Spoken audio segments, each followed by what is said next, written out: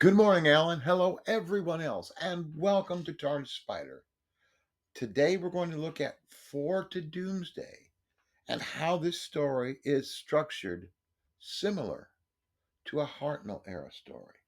So enjoy, and if you enjoy, please like and subscribe. I have just finished Four to Doomsday, the second story of Peter Davison's Fifth Doctor. Please note that this is the first story of this era to be filmed. Looking back at all of the second stories from the classical era that I have seen, I have not seen the Highlanders, as it is missing. Fandom considers this one as a forgettable story. Hartnell, Pertwee, and Tom Baker all have stories that often appear on top 10 lists. To me, Paradise Towers and this story are just outside of consideration for a top 10 list, but both are very good.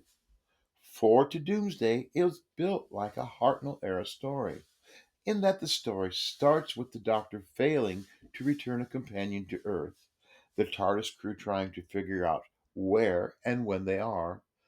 An exploratory opening has been seldom used since the Underwater Menace. But further than that, the flavor of the moral dilemma offered here is old fashioned. It has been a long time since the central conflict of a story is purely philosophical. This story is about whether monarchs' autocratical rule is good or evil. This is not even explored in terms of its effect on people or even in the terms of monarch psyche, but as a question of political theory. A similar story from the past may be The Savages, but this story reaches far past of a redoing of an old classic, but more of an update.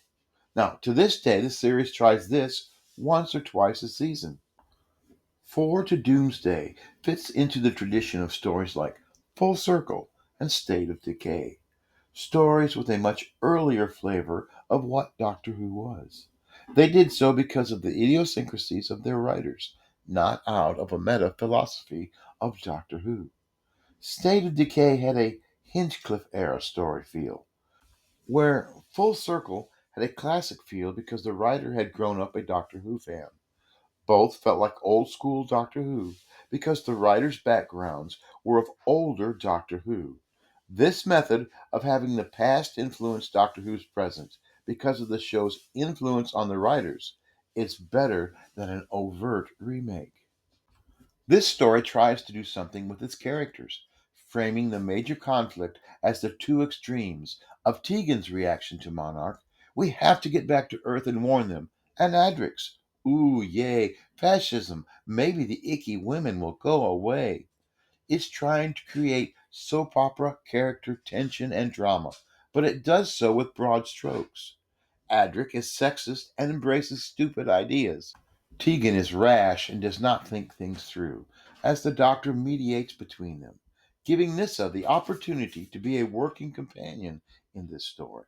The moral dilemma of this tale can be summed up as totalitarian dictatorship by a reptilian overlord named Monarch. Yay or nay? This alone will not make a compelling television drama. Back to Adric and Tegan. Even while we know Adric is naive and wrong, Monarch is evil. Likewise, within storytelling framework of Doctor Who, run and warn Earth is never going to be the correct decision either. So Tegan does not come off as a sympathetic character either. While many cringe at Matthew Waterhouse's character Adric, we note he is given a bad lot in season 19, and all of his faults are shown here. Tegan, meanwhile, is defined entirely by her desire to return home. It has been a long time since the Doctor has had an unwilling traveling companion, with very good reason. It worked early in the Hartnell era, as we did not know the Doctor yet, but that would change late in season one, and by the second season, Barbara and Ian had made peace with being on the TARDIS. While they would still talk about going home, it was a hope, not an overriding goal. Once the show reached a point where the audience wishes they could travel with the Doctor, a companion who doesn't want to be there is actively working against audience sympathy. So whenever Tegan hates being stuck on the TARDIS, the audience finds itself wishing she would be gone. Give credit to Janet Fielding. Tegan does grow and later will choose to travel on the TARDIS.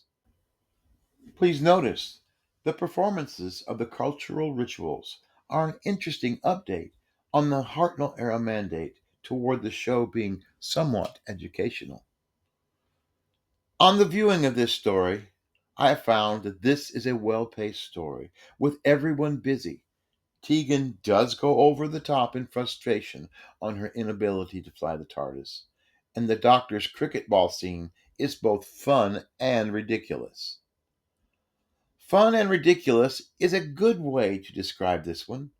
There are three great cliffhangers, something for all the TARDIS crew to do, a villain who must be stopped. So, yes, 4 to Doomsday is strongly influenced by the style of the Hartnell era stories, and it's nice to have that back once in a while. So, enjoy 4 to Doomsday, enjoy Doctor Who, and enjoy your journey through time and space.